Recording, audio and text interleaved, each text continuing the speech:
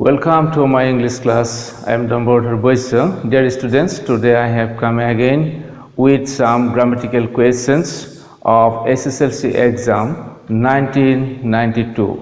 Mormor Satrati Hakol, Aji Ami Ako Ahisu, Amar video class up. Aru Azir class dot Ami Loi Ahisu 1992 final exam, SSLC final exam of Oha. Grammar প্রশ্ন কিছুমান লয় আমি আগৰ এটা ভিডিওত 1991 ত অহা গ্ৰামাৰৰ solution বোৰ দিছিলো আজি আমি সলভ কৰিবলৈ লাইছো 1992 ৰ এসএসএলসি ফাইনাল এক্সামৰ গ্ৰামাৰৰ প্ৰশ্নসমূহ তেনেহলে আমি আহিছো আমাৰ ফাৰ্স্ট আছিল ডিটাৰমিনাৰ্স তাত ডিটাৰমিনাৰ্সত আছে এইকিটা মই এইখিনিতে আকৌ কৈ দিছো যে আমি ইয়াত অপচন বিলাক উল্লেখ কৰা নাই এখিনি আমি কৈ দিম আৰু লগতে এটা কথা বৰ্তমান সময়ৰ যি আমাক এক্সামত আহে তাত কোনো অপচন দিয়া নাথাকে ডিটাৰমিনাৰ্সত কিন্তু আমি হেই ডিটাৰমিনাৰ্সটো কিয় ব্যৱহাৰ হৈছে সেই বিষয়ে কিছু এক্সপ্লেইন কৰিম প্ৰথম আহিছো determiners number A mister Smith is European ইয়াত অপচন দিয়া আছে এ এন ডি এই তিনিটা আৰ্টিকলৰ ভিতৰত কোনটো ইয়াত বহিব আমাক হেতু লিখিবলৈ দিছে আমি 1991 ৰ এটা কোৱেশ্যনত ইউৰোপিয়ান শব্দটোৰ বিষয়ে কৈছো ইয়াত এই যে ইউৰোপিয়ান শব্দটো আছে ইয়াৰ আগত কি বহিব আমি সাধাৰণতে ভাৱেলৰ আগত এন আৰু কনসনেন্টৰ আগত এ বহে এটা সাধাৰণ ৰুল আৰ্টিকলৰ এ আৰু এনৰ ব্যৱহাৰৰ ক্ষেত্ৰত পাইছো কিন্তু ব্যতিক্ৰম ইয়াত আমাৰ যি ইউৰোপিয়ান শব্দটো আছে ইয়াত ইউৰোপিয়ান উচ্চাৰণ কৰিবলৈ যাওঁতে আমি কি কৰো যে ওয়াই ইউ এনেকৈ ওয়াই ইউ যে ইউ এই শব্দটো আহে ইয়াত ফাৰ্ষ্টতে কি থাকে ওয়াই টু এটা সেমি ভাৱেল আছে আৰু সেমি ভাৱেলৰ আগত সাধাৰণতে এ বহে এন নবহে আৰু হেইমতে ইয়াত কি হ'ব mister Smith is a European গতিকে আমি ইয়াত এ পালো নেক্সট কোৱেশ্যন টু আমাক দিছিলে ডিটাৰমিনাৰ্স বহাবলৈ B number I have this things to do option দিয়া আছে মাছ লটস অফ লিটল এই অপচন কেইটা আমাক যদি দিয়া না থাকে আমি কি কৰিম তেতিয়া থিংস ইয়াত প্লুৰেলত আছে আৰু আমি দেখা পাইছো যে ইয়াত মাছ ব্যৱহাৰ নহয় ঠিক তেনেকৈ লিটিলো নহয় আনকাউন্টেবল থিংস আমি কাউন্টেবল নাউনৰ ক্ষেত্ৰতে প্লুৰেলৰ ৰূপ লিখিলে হেকৰ ফালে আমি কি লিখো যে এস দিব পাৰো তাৰ বহুত কাম কৰিবলৈ আছে এটো বুজাইছে আই হ্যাভ ইয়াত অধিক সংখ্যক বা একেলগে বহুত থকাটো বুজাবলৈ আমাৰ ইয়াত লটস অফ ব্যৱহাৰ কৰা হ'ব I have lots of things to do ঠিক তেনেকৈ number C do you need this help from me এটা question sentence do you need this help from me আমাক অপচন দি আছে সাম এনি লিটল আমি এই বাক্যটোৰ অৰ্থটো জানিব লাগিব বিশেষকৈ মই এছামিজ মিডিয়ামৰ ষ্টুডেন্টছ খিনিৰ কাৰণে কৈছো যে বাক্যটোৱে আমাক কি বুজাইছে যে তুমি মোৰ পৰা কোনো হেল্প কোনো সহায় বিচৰানে যিকোনো সহায় বুলি কোৱাৰ লগে লগে ইয়াত এনিটো ব্যৱহাৰ হ'ব যে ডু ইউ নিড এনি প্ৰয়োজন আছে নে কোনো সহায়ৰ প্ৰয়োজন আছে নে do you need any help from me last sentence ডিটাৰমিনাৰ্সত I earn this money then you ইয়াত এটা কম্পাৰেটিভ ডিগ্ৰীৰ কথা আছে মানে ইয়াত কম্পাৰিজন আছে আই আৰ্ন মই উপাৰ্জন কৰো দিস মানি দেন ইউ মানে তোমাতকৈ কি কম বেছি এইবিলাক আছে লিটিল লেছ আৰু লিষ্ট লিটিল মানে কম পৰিমাণত কম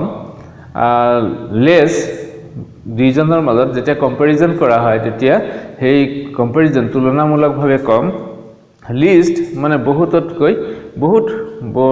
বৰৰ মাজত আটাইতকৈ কম বুজাবলৈ লিষ্ট হয় যেহেতু ইয়াত দুজনৰ কথা কৈছে আই আৰু ইউ এই দুজনৰ মাজত যে তুমি যিমান উপাৰ্জন কৰা তাতকৈ মই কম উপাৰ্জন কৰো টকা কম উপাৰ্জন কৰে এটো লেস হ'ব লিটিলৰ কম্পাৰেটিভ ৰূপ লেস ব্যৱহাৰ কৰিব লাগে গতিকে আমি ছাত্ৰছাত্ৰীসকলক জনাব বিচাৰিছো যে 1992 ত এই ডিটাৰমিনাৰ্স কেইটা আহিছিল আৰু এতিয়া কেনেকৈ ব্যৱহাৰ কৰা হ'ল সেই বিষয়ে আমি ইয়াত উল্লেখ কৰিলো নিশ্চয় মৰমৰ ছাত্ৰছাত্ৰীসকল কিছু হলেও বুজি পোৱাত সহায় হৈছে ঠিক আছে আমি এইবাৰ দ্বিতীয় পৰ্যায়লৈ গৈছো কাৰেক্ট টেন্স 1992 ত কাৰেক্ট টেন্স কি আহিছিল আমি হেতু চাই লওঁ কাৰেক্ট টেন্স তিনিটা কৰিবলৈ দিছিলে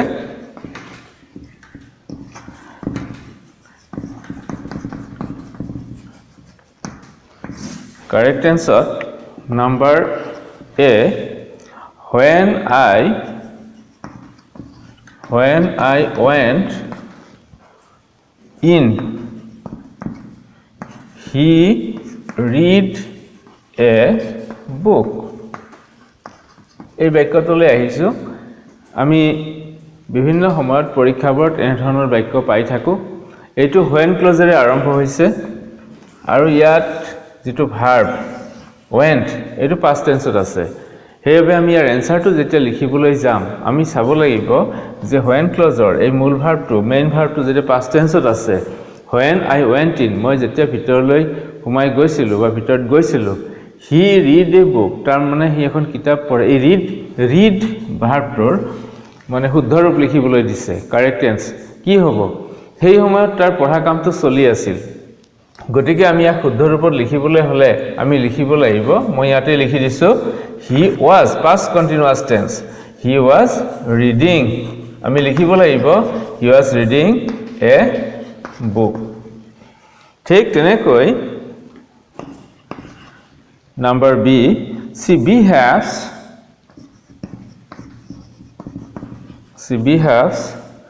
as if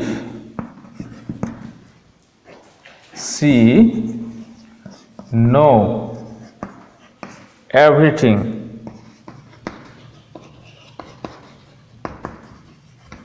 এই বাক্যটোত আমাক নো ভার্বটো লিখিব দিছে মই ছাত্ৰছাত্ৰীসকলক এইখিনিতে দুটামান কথা কৈছো প্ৰথম কথা she behaves তে আচৰণ কৰিছে এটো প্ৰেজেন্টত দেখা পাইছে বহুতে এইটো প্ৰেজেন্টত দেখা পায় প্ৰেজেন্ট ইনডিফিনিটত দেখা পায় এটো কি হ'ব প্ৰেজেন্টৰ লগত সম্পৰ্ক থকা নিচিনা ভাবিব কিন্তু আসলতে হেইটো নহয় আমি এটা সৰু টিপস মনত ৰাখিব লাগে হেইটো হৈছে as if ৰ পিছত যেটো বাক্যৰ খণ্ড থাকিব যেটো ক্লজ থাকিব as if ৰ পিছত যি খণ্ডটো থাকে সেন্টেন্সৰ যি ক্লজ থাকিব হেইটোৰ যেটো মেইন ভার্ব এই নো ভার্বটো এটো সদায় past tenseত লিখিব লাগে past indefinite tenseত মই ইয়াতে লিখি দিছো গৰিয়াৰ এনসাৰটো ইয়াত কি হ'ব new nor past tense ৰূপ new she behaves as if she knew everything কিয় new হল যে আমি ইয়াত as if ৰ পিছত থকা ক্লজৰ মেইন ভাৰ্বটো সদায় past indefinite tenseত লিখা হয় তাই এনেকুৱা আচৰণ কৰে যেন তাই গোটেই কথা জানিছিল এই ধৰণৰ আমি নেক্সট নাম্বাৰ সি নম্বৰত যেটো আমাক ভাৰ্ব কাৰেকচন কৰিবলৈ দিছে এটো চাই ল Socrates was take away to prison এইখিনিতে ছাত্ৰছাত্ৰীসকলে বাক্যটোলৈ চালে গম পাব যে এইটো এটা পেসিভ সেন্টেন্স আমাৰ যদি ভাবা হয় যে Socrates was কোনোবাই এইটো ভাবিব past continuous tenseত লিখি দিও যে এইটো Socrates was taking away to prison এনেহলে ভুল হৈ যাব এইটো বাক্য হৈছে পেসিভ সেন্টেন্স এই পেসিভ সেন্টেন্সত Socratesক prison বন্দীশাললৈ লৈ যোৱা হৈছিল ইয়াৰ অৰ্থটো তেনেকুৱা হে গতিকে তেখেতক লৈ যোৱা হৈছিল Socratesক লৈ যোৱা হৈছিল এওক লৈ যোৱা হৈছিল কোনোবাই লৈ গৈছে গতিকে হেইটো কথা আমি ইয়াত পেসিভ ফৰ্মত বুজাবলৈ ইয়াত কি লিখিব লাগিব past tense or ৰূপ past indefinite tense Socrates was taken ইয়াত লিখিব লাগিব Socrates was taken very important এটা সেন্টেন্স গতি পেসিভ সেন্টেন্স বিলাকৰ পৰাও আমাক ভাৰ্ব কাৰেকশন কৰিবলৈ দিয়ে গতিকে আমি গম পালো 1992 তেতিয়া ফাইনাল এক্সাম এসএসএলসি ফাইনাল এক্সামত এই সেন্টেন্সটো আহিছিল এইবাৰ আহিছো আমি নেৰেশন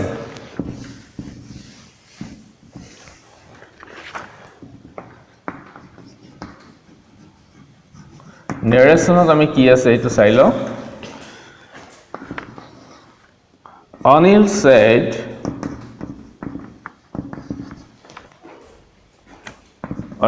to Hari Singh, can you cook? A direct speech. Can you cook? It's a question sentence. অর্থাৎ interrogative sentence. প্রশ্নবোধক বাক্য এই বাক্যটো যদি আমি ডাইরেক্ট পৰা ইনডাইৰেক্ট কৰো তেনেহলে আমি কি লিখিব লাগিব আমি আগত ভিডিও বিলাকত প্ৰশ্ন উত্তৰ আলোচনা কৰতে এই বিষয়ে কৈছো তথাপি আকৌ এবাৰ মনত পেলাই দিছো যে যেটো আমাৰ প্ৰশ্নটো যেটো সুধিছে যেটো ডাইৰেক্ট স্পিচ আছে আমাৰ ইনভাৰ্টেড কমাৰ ভিতৰত থকা এই সেন্টেন্সটো এটো এটা ইন্টাৰোগেটিভ সেন্টেন্স ইন্টাৰোগেটিভ সেন্টেন্সৰ ক্ষেত্ৰত আমি কেইটামান কথা জানিব লাগিব যে প্ৰথমতে আমাৰ অনিল এই যে সেটটো আছে এইটো কি হ'ব asked Anil asked Hari Singh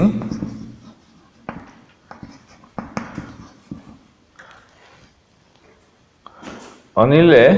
Hari Singhok sorry spelling to যে Anil said to Hari Singh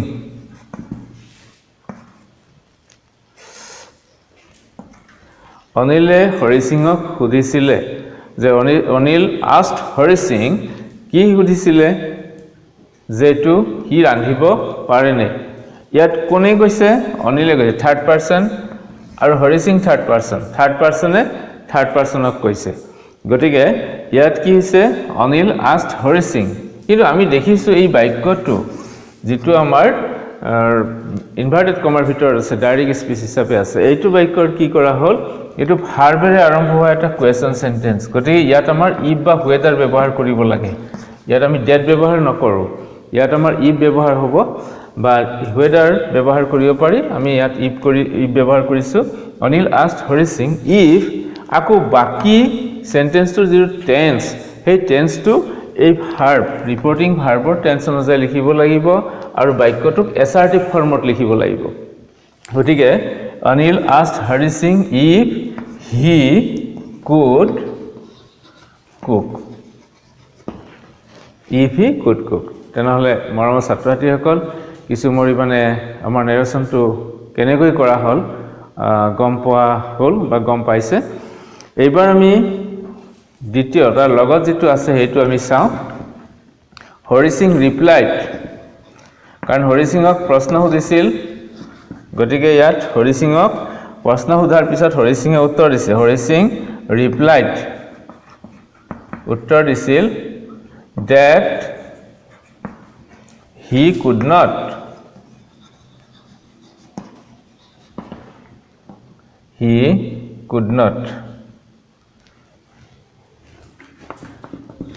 ইয়াত Hari Singh replied বুলি কোৱাৰ লগে লগে যে Hari Singh আমি যেতিয়া এটা ডাইৰেক্ট স্পিচৰ ওপৰত লিখিম ইনডাইৰেক্ট স্পিচৰ পৰা ডাইৰেক্ট কৰতে আমি সদায় সে ভাৰ্বটো ব্যৱহাৰ কৰিব লাগিব আৰু ভাৰ্বৰ টেন্স অনুযায়ী ৰিপৰ্টিং ভাৰ্বটো যি টেন্সত আছে সেই টেন্স মতে আমি লিখিম প্ৰেজেন্টত থাকিলে সে ফিউচাৰ থাকিলে উইল সে পাষ্টত থাকিলে said এনেকৈ লিখিব লাগিব যে Hari Singh said ইয়াত ডেটটো নালাগে এটো বাদ দিব লাগিব আৰু আমি যেতিয়া ডাইৰেক্ট স্পিচটো কম উদ্ধ কমাৰ ভিতৰত থাকিব ইনভাৰ্টেড কমাৰ ভিতৰত লিখিব লাগিব I cannot ইয়াত আমাৰ কি আছিল he could not এতে হি নিজে কলে কি হ'ব I cannot এইটো গতিকে আমি নেৰেশনত কি আহিছিল সেইখিনি কথা গম পালো এতিয়া আহিছো কম্বাইনত কেনেকুৱা আহিছে কম্বাইন কৰিবলৈ দিছে দুটা সেন্টেন্স লগ লগাই এটা সেন্টেন্স কৰিব দিছে এতিয়া আমি চাই লওঁ 1992 কি আহিছিল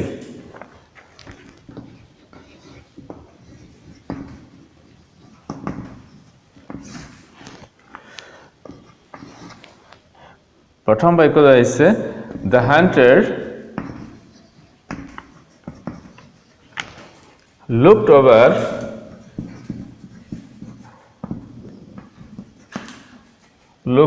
the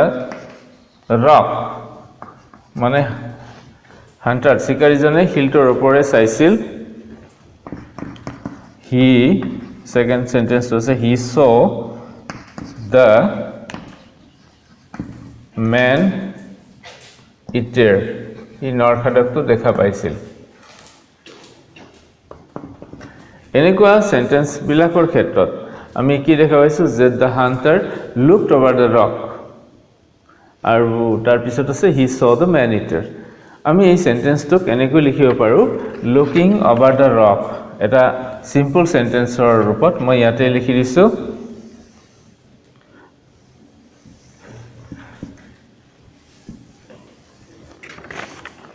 এনসাৰটো এনেকুৱা হ'ব looking over the rock the hunter he মানে কোন আছিল the hunter so the man eater looking over the rock হিলটোৰ ওপৰে চাই কি দেখিছিল হান্টাৰ জনে শিকাৰীজনে কি দেখিছিলে বাঘটোক দেখিছিলে এটো আৰু দ্বিতীয় সেন্টেন্সটো দিয়া আছে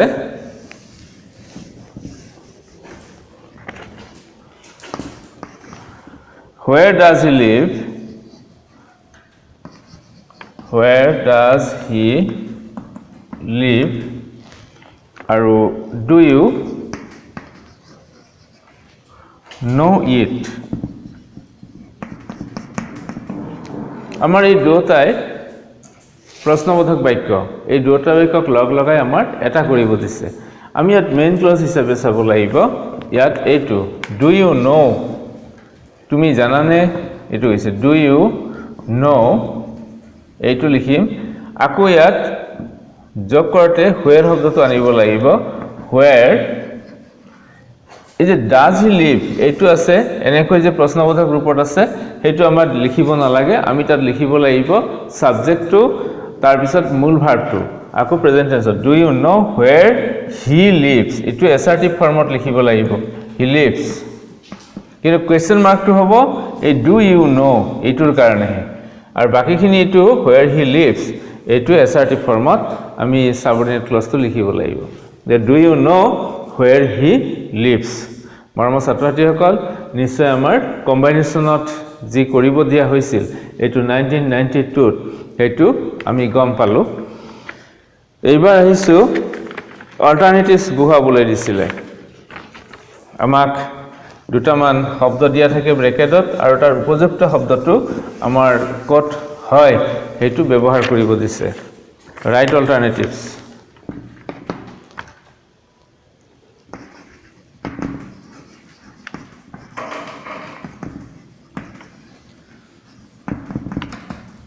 right alternatives বা এটুক আমি তেনেকৈ ধৰিব পাৰো ভকেবুলাৰীৰ right alternatives বা ভকেবুলাৰী ক্ষেত্ৰত এটো আহিব আমাৰ চেপ্টাৰ যে আছে ভকেবুলাৰী হেইটোৰ ক্ষেত্ৰত ইয়াত মিলিব মই সিম্পলি লিখি দিছো ষ্টুডেন্টস খিনি নিশ্চয় বুজি পাব আমাৰ প্ৰশ্নবোৰ চাই ইয়াত নাম্বাৰ 1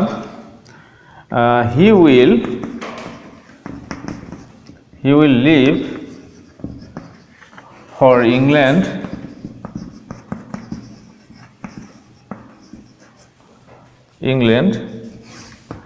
ইয়াত দুটা আমাৰ অপচন এটো দিয়া আছে ওয়াৰ্ড দিয়া আছে ৰিসেন্টলি আৰু শৰ্টলি আমাক ৰিসেন্টলি আৰু শৰ্টলি শব্দ দুটা দিয়া আছে এটা ছাত্ৰছাত্ৰীসকল নিশ্চয় এই বাক্যটো চাই গম পাইছে he will leave for England তাত ডেস দিয়া আছে রিসেন্টলি আৰু শৰ্টলি কোনটো হ'ব আমি যদি চাও যে বাক্যটো ফিউচাৰ টেন্সত আছে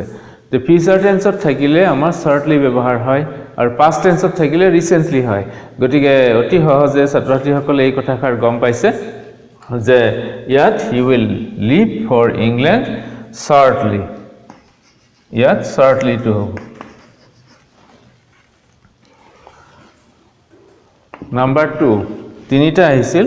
that 3 marks দিয়া আছে I went to him to seek his death দিয়া আছে মই তেওঁৰ ওচৰলৈ গৈছিলো তেওঁৰ বিচাৰি কি বিচাৰি গৈছিলো এটো দিয়া আছে এডভাইস আৰু এডভাইস আমি আমাক ইয়াত কৈছে যে এডভাইস আৰু এডভাইস ইয়াত এটা ভাৰ্ব এডভাইস VICE এটো নাউন আৰু ADVISE এটো এটা ভাৰ্ব ইয়াৰে কোনটো হ'ব মই তেওঁৰ উপদেশ বিচাৰি গৈছিলো গতিকে এডভাইস হেতুহে হ'ব গতিকে আমি ইয়াত কি লিখিব লাগিব advice I went to him to seek his advice এটো গতিকে ছাত্ৰছাত্ৰীসকল এই তিনিটা আহিছিল ৰাইট অল্টাৰনেটিভছ অৰ্থাৎ ভকেবুলাৰীৰ পৰা অহা প্ৰশ্ন তাৰ পিছত আহিলে মেক সেন্টেন্স আমি এটো চাই লওঁ মেক সেন্টেন্সত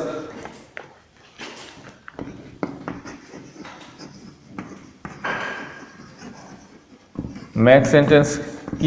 কি আহিছে আমাক ইয়াত neither nor ছাত্ৰছাত্ৰীসকলে নিশ্চয় এইটো জানিছে যে neither nor মানে কি দুটাৰ এটাও নহয় নেগেটিভ সেন্সত নেগেটিভ অৰ্থত আমি neither nor ব্যৱহাৰ কৰো he is আমি লিখো he is neither intelligent nor hardworking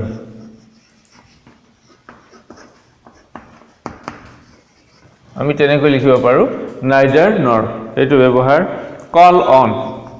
আহিছিলে call on মানে দেখা কৰা আমি কি কম he called on me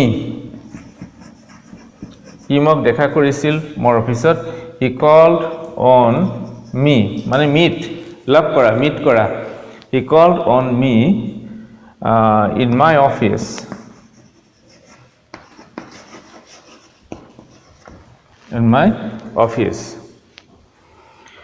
as well as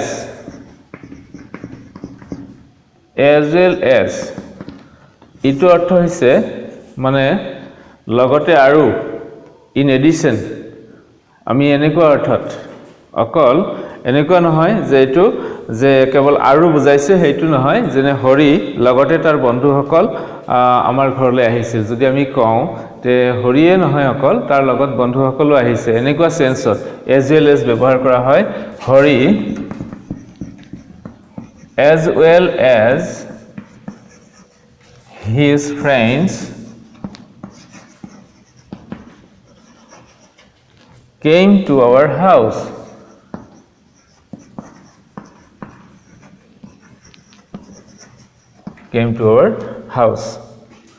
তাৰ পিছত আহিলে give up আমি give up মানে বাদ দিয়া ত্যাগ কৰা এটো give up যেনে he gave up past tense আমি লিখিব পাৰো যিকোনো টেন্সত হ'ব পাৰে give up তো আমাৰ অৰ্থটো আহিব লাগে he gave up smoking ই ধূমপান কৰাটো বাদ দিছিল এটো gave up গতিকে আমি এইখিনি পাইছিলো মেক সেন্টেন্সত এইবাৰ আহিলে ভয়েস আৰু ভয়েসৰ লগে লগে আমাৰ এটো শেষ হ'ব 92 গ্ৰামাৰৰ যিখিনি মেইন প্ৰশ্ন আছিল ভয়েস সেন্সত আমি কি দিছে চাই লওঁ Number A, the president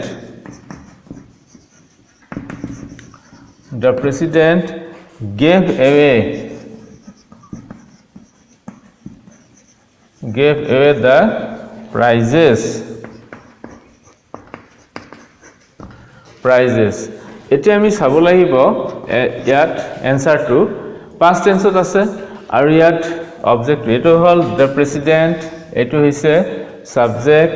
gave away verb আৰু the prizes object আমি এটো অবজেক্টটো এতে লৈ আহো voice tenseত এটো এটা assertive sentence the prizes এই যে prizes লিখিলো এটো third person plural number আৰু হেই কাৰণে past tenseত কি হৈছে be verb ৰ were the prizes were given এটা group verb given away প্ৰদান কৰা প্ৰাইজ বোৰ প্ৰদান কৰা হৈছিল কোনে কৰিছিলে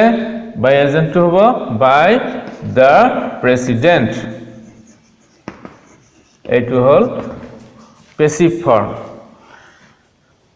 তাৰ পিছত passive দিয়া আছে active কৰিব লাগে the boy is known very easy sentence eta the boy is known to me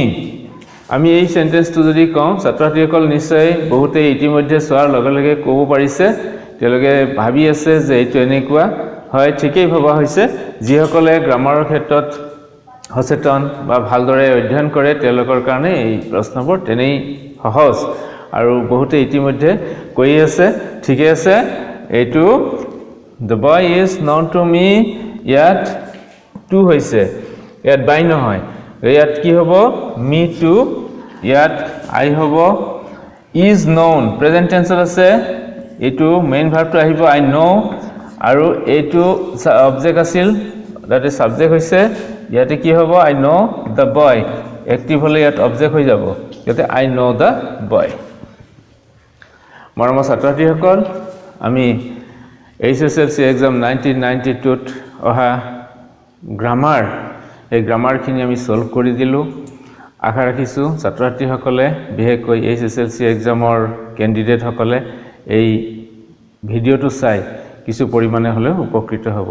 যি সকলৰ এই ভিডিওটো ভাল লাগিছে তেওঁলোকে যাতে মানে সাবস্ক্ৰাইব কৰে যি সকল নতুন তেওঁলোকে সাবস্ক্ৰাইব কৰিলে এই ভিডিওবোৰ তেওঁলোকৰ তাত অতি সহজে সোনকালে গৈ পাব আৰু ভাল লাগিলে লাইক কৰিব কমেন্ট কৰিব বুলি আশা ৰাখি সকলোলৈকে শুভেচ্ছা জ্ঞাপন কৰি মৰম যাচি আজিলৈ সামৰিছো wishing you all the best thank U